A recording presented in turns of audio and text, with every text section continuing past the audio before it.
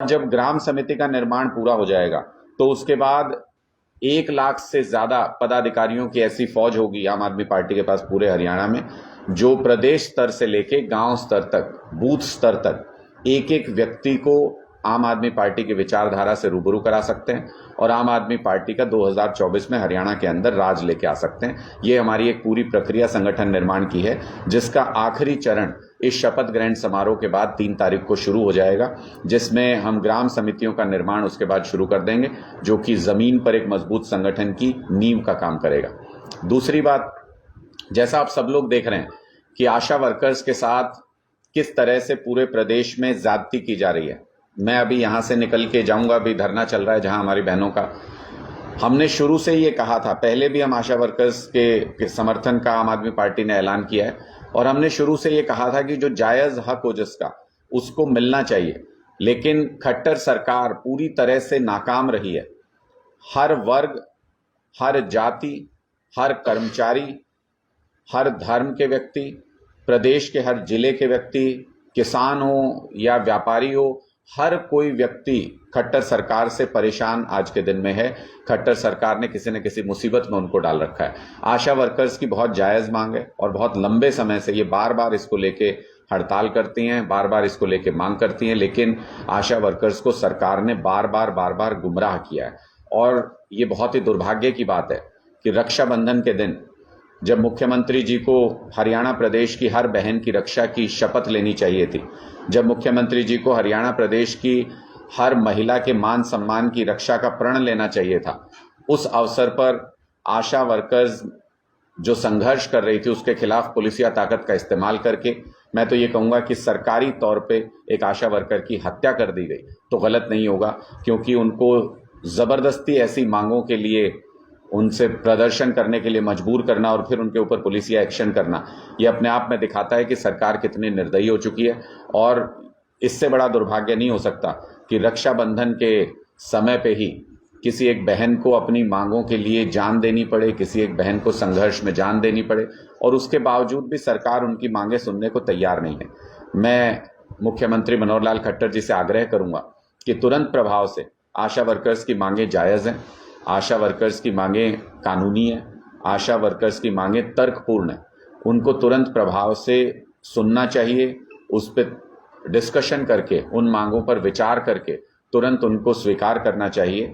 और आशा वर्कर्स को ये कम से कम हौसला देना चाहिए और कम से कम भरोसा देना चाहिए कि प्रदेश की सरकार उनके साथ खड़ी है।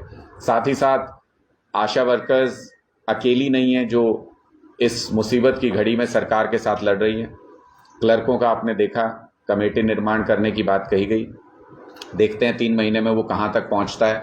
ओपीएस जो कर्मचारी मांग रहे हैं उनका आपने देखा, वो परेशान है। सरपंच अभी भी अपने अधिकार के लिए लड़ रहे हैं, महिलाएं अभी भी संघर्ष कर रही हैं। और जूनियर कोच महिला के केस में आपने फिर एक बार भारतीय जनता पार्टी सरकार की बेशर्मी देखी कि चार्जशीट फाइल होने के बाद भी अब मुख्यमंत्री कह रहे हैं कि इस्तीफा नहीं लेंगे, जबकि उन्होंने अपने मुंह से जनवरी 2023 में ये कहा था कि अगर जांच में कुछ सबूत पाए जाते हैं इनके खिलाफ तो हम जरूर कार्रवाई करेंगे।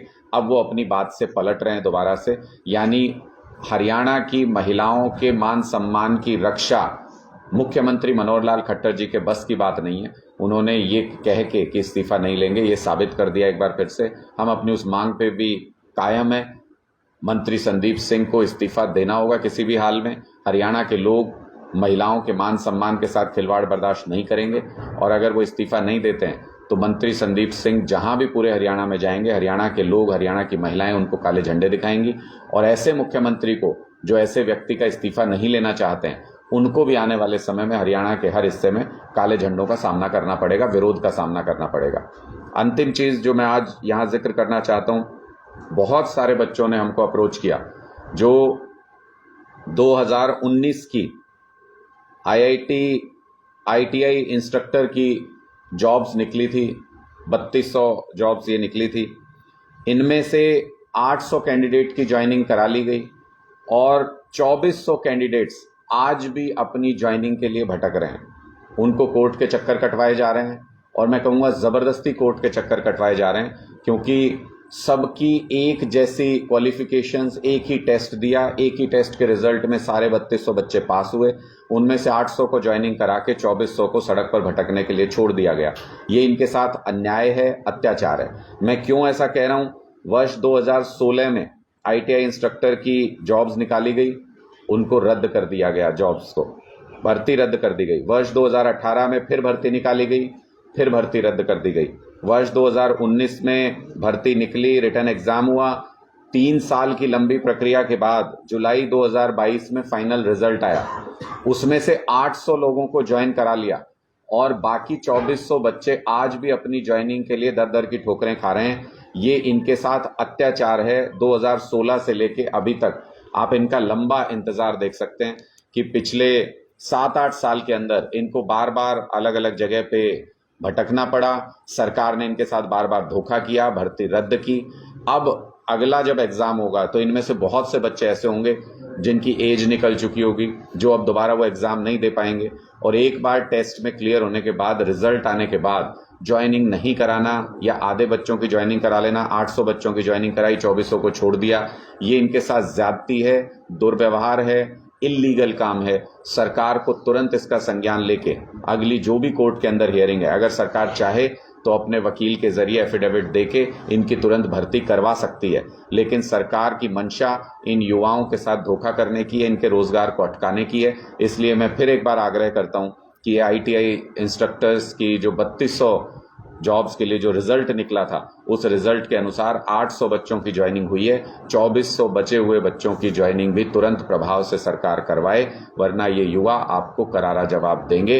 ये युवा आपको उस गद्दे से उतार भी सकते हैं जिस पे इन्होंने आपको बिठाया था। आपके कोई सवाल है तो पूछ सकते हैं। विशेष अधिवेशन बुलाया मोदी जी ने, आपका मीडिया अनुभव है, क्या हो सकता है उसका? देखिए, अब विशेष व्यक्ति हैं, विशेष उन्होंने अधिवेशन बुलाया है क्योंकि सामान्य जो सदन चलता है उसमें प्रधानमंत्री जी आना अपना अपमान समझते हैं शायद, इसलिए उन्होंने अपने लिए कोई विशेष सदन चलाया है जिसमें वो आएंगे। अब ये तो वही जानते हैं, क्योंकि लोकतंत्र में मोदी जी विश्वास नहीं करते, तो इसलिए विपक्ष के किसी भी पार्टी को कॉन्फिडेंस में तो लेते नहीं है कि क्या करने वाले हैं। तो ये उनकी आदत है।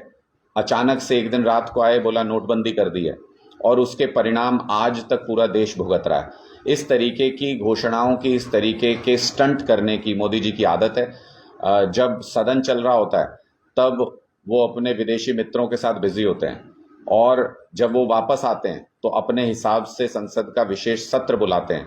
ये मुझे लगता है कि लोकतंत्र का अपमान है और एक तरीके से मैसेज देने की कोशिश है कि ये तानाशाही है। जब राजा होंगे तभी काम होगा, जब राजा का मन करेगा वो सदन में नहीं आएंगे। ये तो आपने पॉलिटिकल जवाब दे दिया, नीति या कानून उसके अनुसार बताइए ना कुछ तो। जब मैं उस रोल में था सर, तो मैंने काफ़ी चीज़ें बताई, काफ़ी चीज़ें उसमें भी बताई। अभी भी अगर कहीं कॉलम लिखना होगा तो मैं ज़रूर बताऊंगा। मैं अभी फ़िलहाल जिस हैसियत में आपसे बात कर रहा हूं, मैं उसी तरीके से आपको जवाब दे पाऊंगा।